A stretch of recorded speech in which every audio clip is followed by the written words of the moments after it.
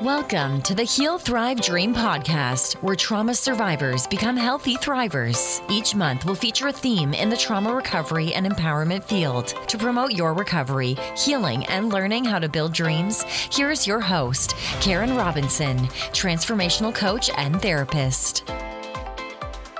Hey everyone, welcome back to the Heal, Thrive, Dream podcast. Our guest is Sara Webb, and I'm going to read a short bio that Sara has provided me, and she's going to fix anything I mess up, because I usually mess up. Yeah. That's what my selling point is I mess up things. Sara is an author, an inspirational speaker, a spiritual activist. She's dedicated to living intentionally in our mission of healing the world, one person at a time. She inspires people to access the power within themselves by teaching pocket-sized techniques to process stress, improve daily happiness, and bring the best versions of themselves to their own lives.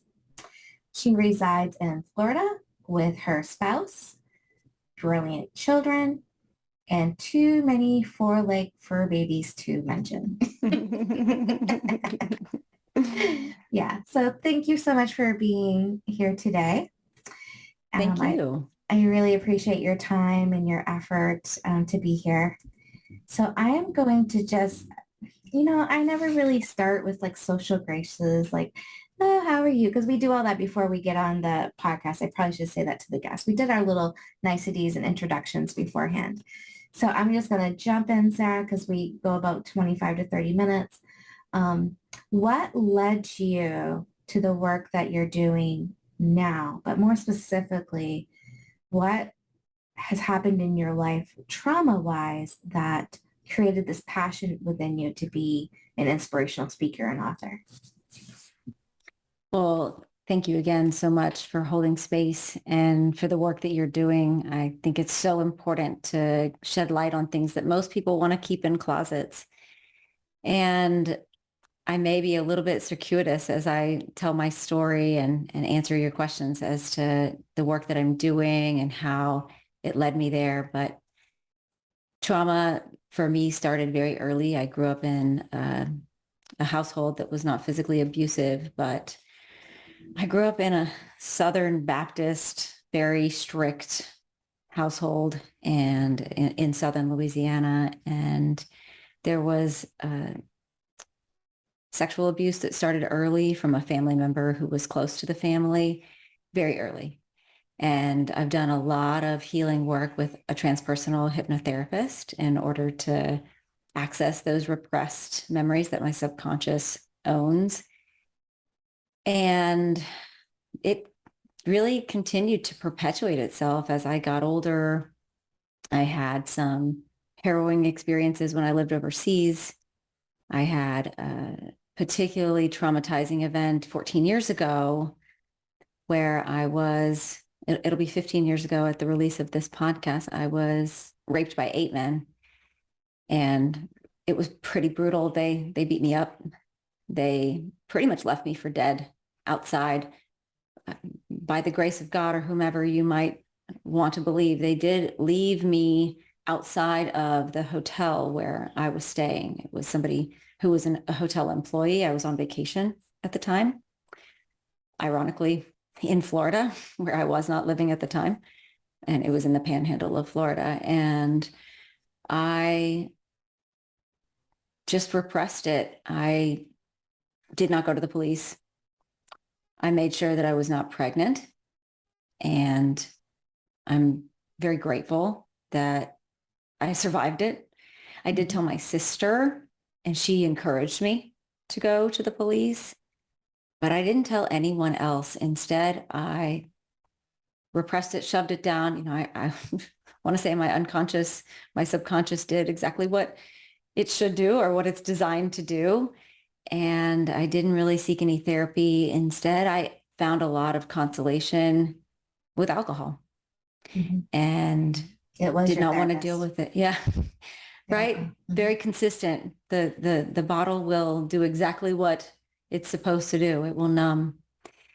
And I did not really begin to deal with any of it. I just knew that I was stressed. And so having been a yoga practitioner, I started trying to find ways to meditate. And I was looking for classes that you could find at yoga studios. I went to Buddhist temples. I sought out Deepak Chopra online courses back once that became available.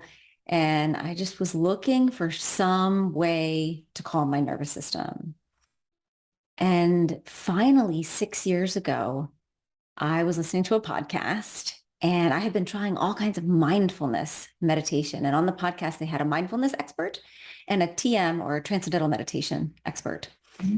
And I just loved what I was learning about this TM that I'd never heard about, which is a mantra-based meditation. It does cost money, which a lot of the mindfulness doesn't really cost very much, because you have to have a teacher who teaches you this mantra-based meditation. It's a 4-day course of 2 hours each day.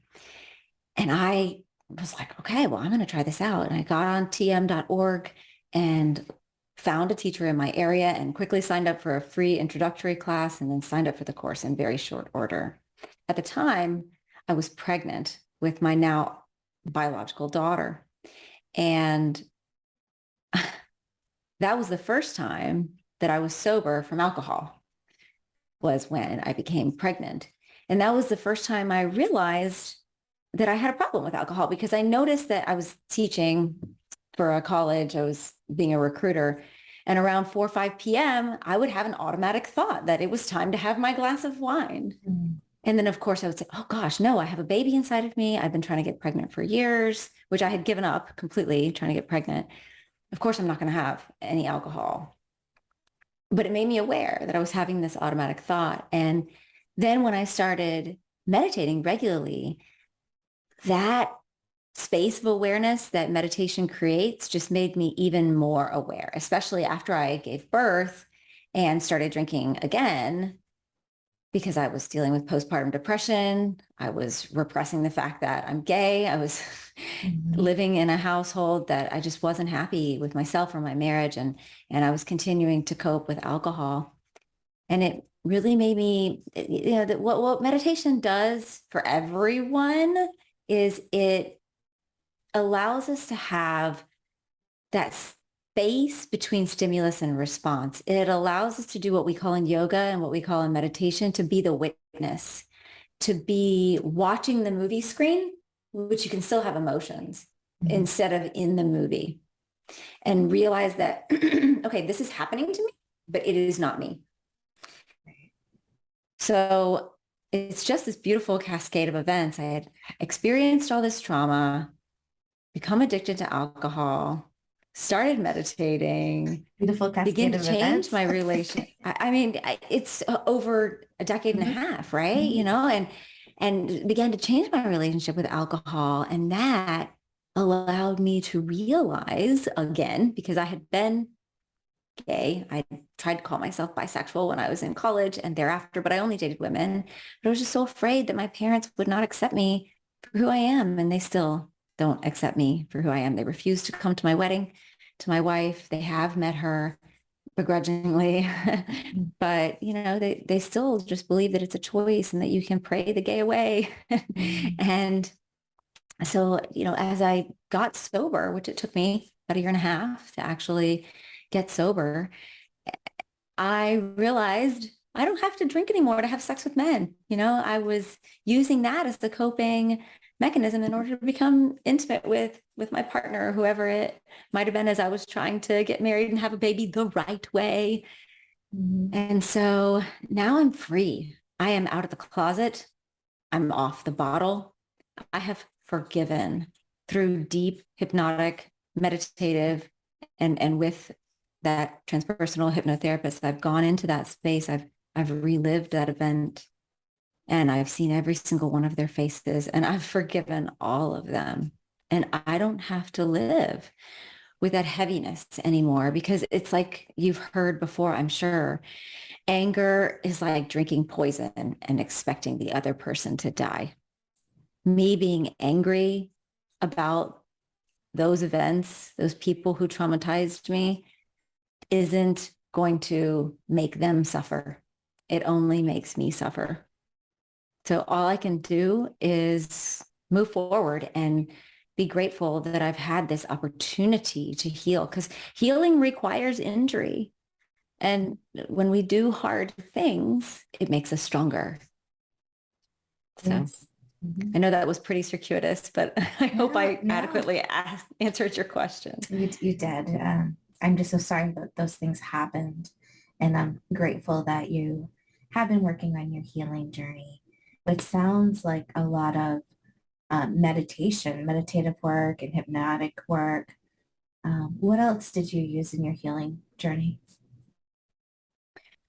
Well, I mean, to get sober, I found a group of women who spoke my language and was able to connect on another level. There's a pretty famous, it was one of the very first TED Talks a while back, that the opposite of addiction is not sobriety.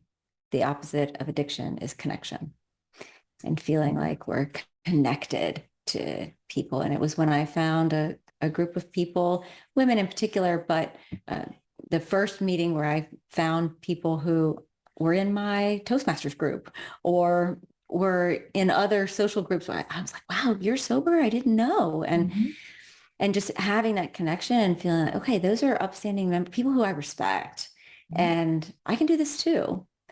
So I'm 2.5 years off of alcohol, and I have never looked back.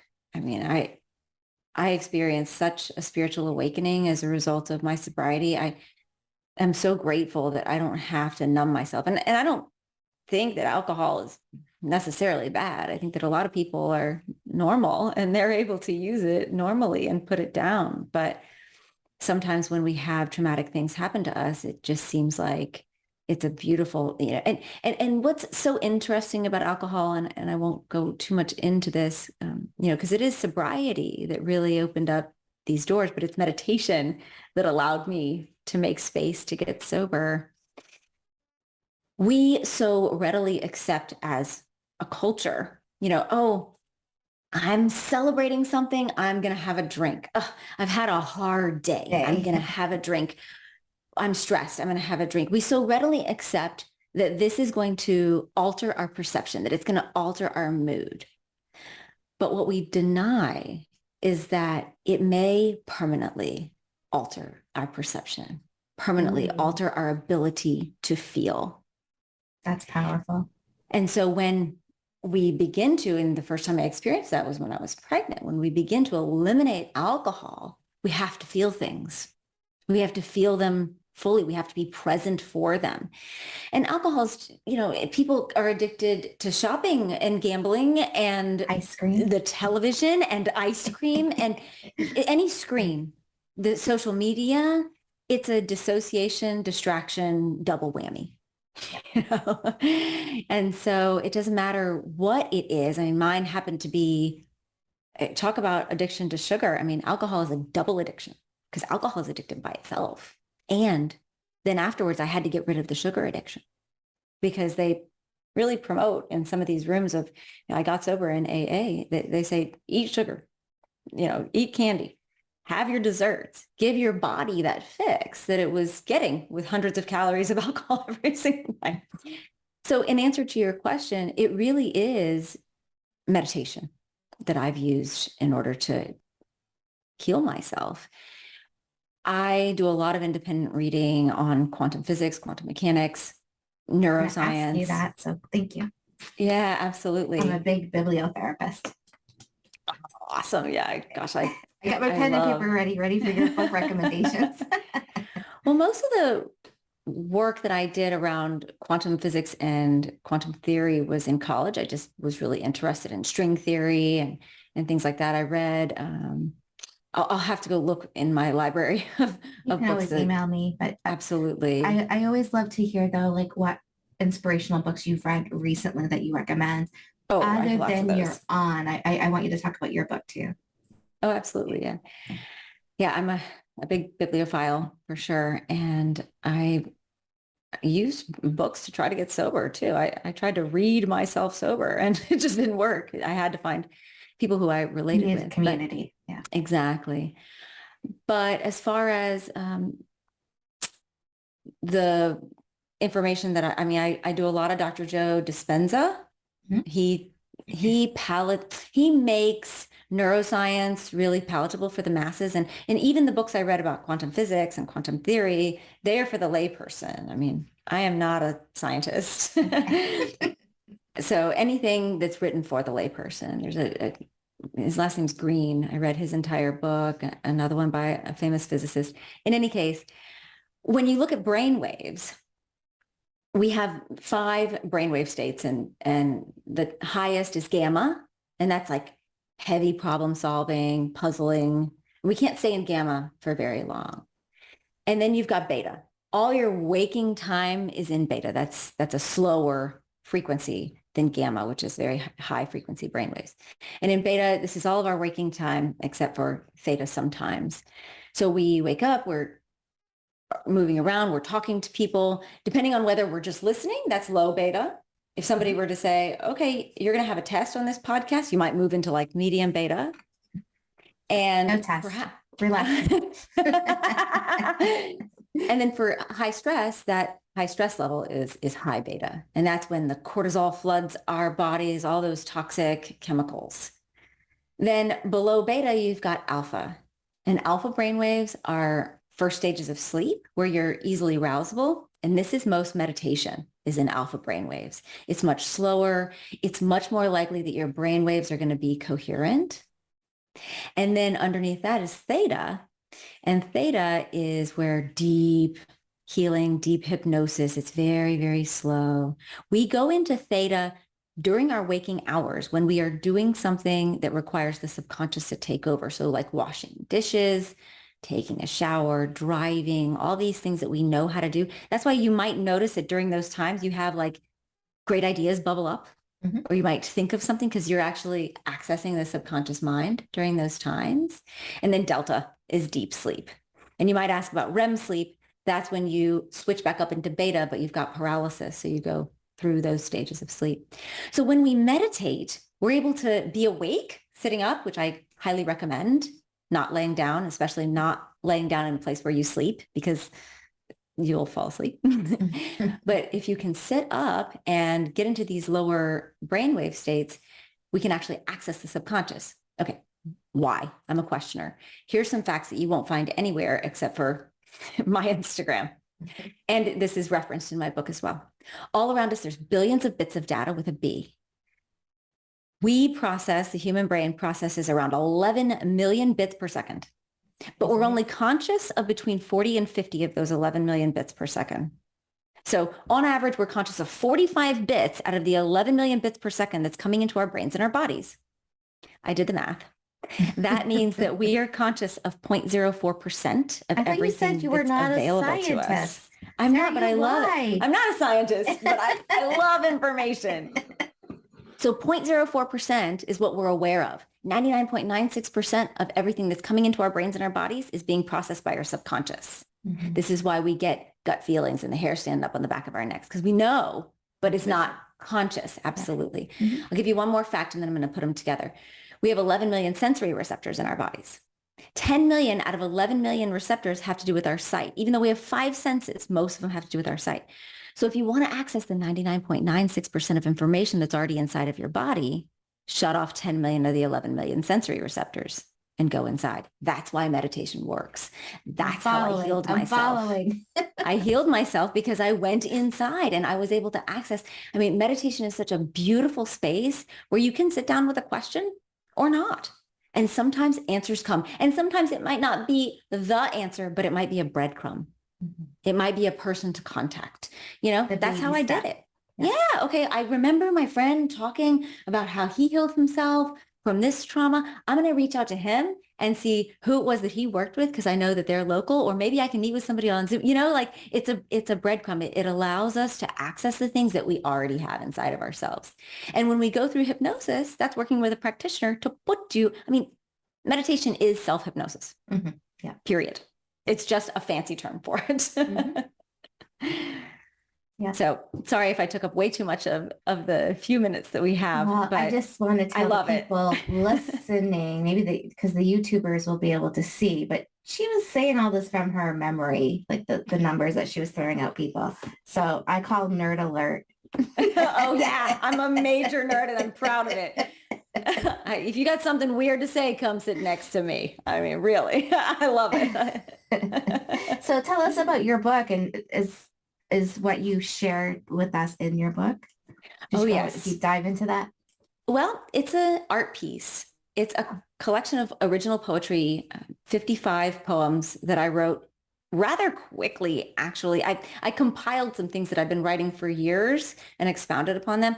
So my book is called Look Lush. The first volume or the first section of it, part one, is Look. And it's 21 poems. And that is dealing directly with the rape trauma and healing from that.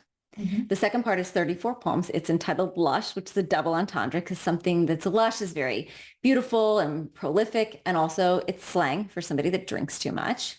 And that is my healing in conjunction with nature because I was like 80 something days sober when quarantine hit. I spent a lot of time at the beach. I spent a lot Oh, of time goodness. alone. And I also came out of the closet at that time. You were busy. Yeah, well, I had come out of the closet to my family, but I came out socially on social media and publicly because my parents, of course, denied that I was gay and that, you know, they wanted me to stay married to my ex-husband and crazy shenanigans. But yes, so Look Lush is an art piece that deals with how I healed. And it's not graphic in nature, but it does focus, you know, largely on healing instead. Because I mean, we all have trauma. We all have trauma with a capital T. We have trauma with a lowercase t. And healing is possible if we just access the power that we have within ourselves. Because I just gave you the statistics. You have the power. We all have the power. It's just a matter of finding the right power tools to access it. Yeah, we have all the answers we need within. That's right. Absolutely. It's very powerful, very powerful. So my book is available. It's out on Amazon, Barnes and Noble. Yay. It's $9 in print. That's paperback. It's $4 as a digital download. So I hope that you enjoy it. Awesome. I look forward to reading it. I usually try to get the books that my audience members and my clients too, right? And so I have this big stash of books now that I just cannot wait to keep digging into it. I love it. Okay, so for anyone that's listening who maybe had a recent assault or are struggling with an addiction right now, or well, usually it's both, right? We know that a lot of people with addictions, it's because the original wound of being something traumatic, and drugs, alcohol, food, etc., is their medicine, right? So it's very easy to understand why people can get addicted to substances. But let's say that a person's out there and they're really struggling. What words of wisdom, inspiration, hope do you have for someone right now listening that needs your guidance? I always hashtag on Instagram, meditation is medicine. It's free. It's incredibly portable. I mean, I've meditated in some weird places. And it is, I mean, the experiences that I have had inside of my own brain and body with my eyes shut are more profound than any substance I have ever taken. And I've taken a lot of different substances. Meditation is the answer. And I think that so many people are afraid. They're afraid of what they're going to find there. They're afraid that they don't know how to do it. They're afraid that they are doing it wrong. They're afraid that, you know, I think that there's a lot of fear of getting quiet with ourselves. And I mean, for me, it is a beautiful place of solace. It doesn't matter where you are in the world, no one can take that away from you. I leverage the car a lot. Of course, I don't do it while I'm driving, but you know, you just got the groceries, you're about to leave work. You just got to work. you've got 3 minutes. I've got a setting, like the drive setting. And then the number 2 is the meditation setting where I can just lean back a little bit, take a few minutes and allow yourself to go within. And if you don't know what to do, check out Insight Timer, check out Headspace. There's so much for free on YouTube. Mm-hmm. There's really no excuse to not meditate. Really? It's so in the culture. And my biggest advice with meditation is just do it and keep at it. And if you have tried, there's thousands of different kinds. I just put out a reel on my Instagram about this. There's thousands of different kinds. And if you've tried something and it's not working, try something else, because you can find a teacher or a group, or, if you're an introvert, you can do it alone by yourself. And it is just such a beautiful space. It's such a beautiful habit. And if it's daunting, like I meditate for 20 minutes twice a day, that's what TM is. If that sounds like a lot, and it is at first, unless you have, the tools, somebody to teach you how to do it, if that sounds like a lot, just start the habit. There's a great book by James Clear. I'm sure you've heard of Atomic Habits. Oh yeah. Just start the habit, like make space for yourself. Okay, I know that every morning I pour myself coffee and I wait for it to cool. And usually I go distract myself on social media. Instead, I'm going to leave my phone charging, pour my coffee. And while it's cooling, I'm going to sit there and make a new habit for myself. If you have a habit that every day you come home, put your keys down, go to the refrigerator, pull out the bottle of whatever, maybe choose a different side to go to when you walk inside of your door, go upstairs, lace up your shoes, because the endorphins, serotonin, and dopamine that you'll get from taking a walk is a lot greater than the alcohol. It's all about making that habit. And that's why quarantine was so hard on us, because we had all these little idiosyncratic habits that we were so accustomed to. And they were just ripped away all at once. Even when we have one habit to change, it can be difficult. And it's really not 21 days. It's 90 days. It takes 84 to 85 days minimum for the brain to really completely switch over. 21 days is a start.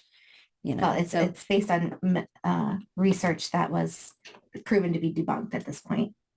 Yeah. The 21 days. Yeah. Yeah. Mm-hmm.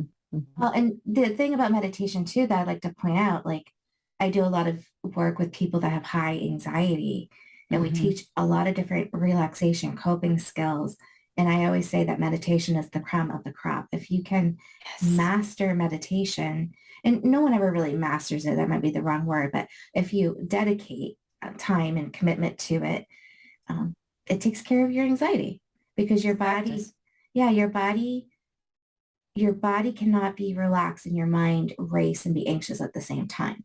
So if you're working on your body, and calming and doing the mantra. I love mantras because it gives us something to do, especially if we're anxious. If it, it's distracting. So you give that. And it's also so soothing, the vibration of it. Yes, I love that too. And there's a really simple one. You talked about the body awareness. First of all, anxiety is not an emotion. Anxiety is an inability to experience the emotions that are going on. And so if we can just tap in and say, okay, where am I feeling this in my body? And instead of labeling it, do you want to list first as something? Yeah. Like I feel my heart beating out here outside of my body. I feel pain in my spine. And instead just breathe into that area. Just allow it. Just say, I'm paying attention to you, because it is literally screaming at us. Right. I'm not. But we get so cerebral about it instead of just notice, hey, body awareness, what's going on? You're beautiful. You are perfect. You are whole and complete. I allow this to occur in my body. I'm allowing this feeling. Just make space for it. That's a meditation in and of itself, instead of turning to a distraction dissociation, like we said. Awesome. Do you have a favorite meditation teacher that you follow, or guru that you follow? Or is it just my meditation teacher is a TM teacher here in St. Petersburg, and he's been teaching for 50 years. And the great thing about TM is you can go to meetings and They do them a couple times a month, and you can meditate with other people, which it's so much more powerful when you meditate with other people. And you can ask questions. Like, this came up in my meditation. Because a lot of TM it's very different. It's very different. Like, I feel like a lot of the 4 days of learning is kind of unlearning everything that's in the culture about meditation. Like, you can't cross your arms, or there's no rules with TM, really. It's so effortless. It's just when you can, you focus on the mantra. You can have other thoughts. Like, a lot of mindfulness is like, push the thoughts away, clear your mind, which is so difficult for me because I'm so analytical. I'm like, it makes us have more thoughts when we try to push exactly. It keeps you in that beta. Whereas, like you say, if you give the mind something to do, it's almost like if you ever get a song stuck in your head, you notice you can have a song stuck in your head and still think. It's almost like the mantra kind of goes into that space and you're able to think. And then all of a sudden, like, you're just so much more relaxed. I had a lot of car injury trauma, my neck, my back, my shoulders. And after 2 years of consistent TM meditation, I had given birth, major birth trauma, hadn't had a massage in 2 years, went to go get a massage. And I said, I've got a lot of knots in my back. And they were like, you don't have anything in your back, nothing. And I was like, well, I guess it must have been the meditation because I'm relaxing my shoulder. I can feel it after just a few minutes of meditation. It all just kind of relaxes. It's like once that mantra starts going, it's beautiful. And, you know, there's all these unintended consequences. You just sold it to whoever's listening. They're like, sign me up. That sounds amazing. It's not cheap. It's not cheap. I'll tell you that. But I would pay 50 times over and over and over again. It's life-changing. What it's done for me is so profound and so life-changing. Yes, I will never stop. And I had tried so many different kinds, you know. Go ahead. I'm sorry, Karen. No, that's okay. No, it's for people listening who maybe don't have the budget for it right now, you know, please check out YouTube and the apps that Sara mentioned, Insight Timer, Headspace. Headspace has a free trial before a membership, but there's a lot. You just keep looking until you find what works for you. Yeah, absolutely. Insight Timer. I mean, you can search hashtag meditation on Instagram. I'm sure you find like people go live and meditate, and there's lots out there. I think you should share your Instagram handle. Yeah, absolutely. Yeah. It's my name says, it's Sara Webb says, SarawebBsays. That's also my website, sarawebbsays.com. And I'm an inspirational speaker and also a coach is what most people would call me. So I work with people for 13 weeks at a time. We have weekly meetings, and that includes outside support of texting with me for a certain number of hours. And my clients are so important to me. I don't accept everyone because not everybody is a good fit for the kind of work that I do, but I do provide meditations to people. It's not TM because I'm not a TM teacher, but it's guided meditation. It's breath work, which our breath is our life force. I mean, it's literally, if we don't have breath, we are not alive. A baby comes out, they breathe. That's what leaves us when we can survive for weeks without food and days without water, but only minutes without our breath. And most of the time when we get stressed, we breathe from the upper part of our chest instead of using the full capacity of our lungs. So if we can learn breath work, which is a lot of meditation, and I have some visualization meditations that are just beautiful. I'm certified with Dr. Sue Morter of the Energy Codes Morter Institute. So yeah, absolutely. Check me out. And thank you so much for opening this space, Karen. You're doing such amazing work. Thank you so much. I'm sorry. That sounded like a wrap, but I do have one more question. Yeah, you got it. So you mentioned Dr. Joe. I just wanted to know if you had a favorite book of his. Well, the two that I love, I have two. It's okay. Yeah. Breaking the Habit of Being Yourself, which is basically his online, you can go online with him. It's $300 to do his progressive retreat, his online progressive retreat. It's like 23 videos. And that's basically the first 5 or 6 videos of that. But Breaking the Habit of Being Yourself is amazing. And then Becoming Supernatural is like, if you really want to go deep on the woo, which is scientific woo. And that's what I love about it, because I've always been into the woo woo, but I'm such a questioner. I have to know why. Big And analytical thinker. I'm going to his retreat in October, his week-long advanced retreat. I'm so excited. I just signed up this week. It just opened up. I'm ecstatic. Maybe if you make a little video afterwards about how it was, I can add it to the show notes. Sure, absolutely. So in case other people want to do that. Or maybe you hold your own retreats that people can come to. I held a reset retreat in January here in Florida, and I think I'm going to do it virtually this coming January for a very low fee, and just do it like a sporadic retreat with meditation and stuff like that. Yeah. I talk about habits and all that stuff. That sounds wonderful. Yeah. Keep us posted so we can see who would be interested in doing that. Yeah, absolutely. Thank you so much. Thank you for being here today with us. It was wonderful having you. I appreciate you. Many, many blessings. Thank you for listening in today. Please join us next week, same day and time. Also, I would love for you to check out my website, healthrivedream.com.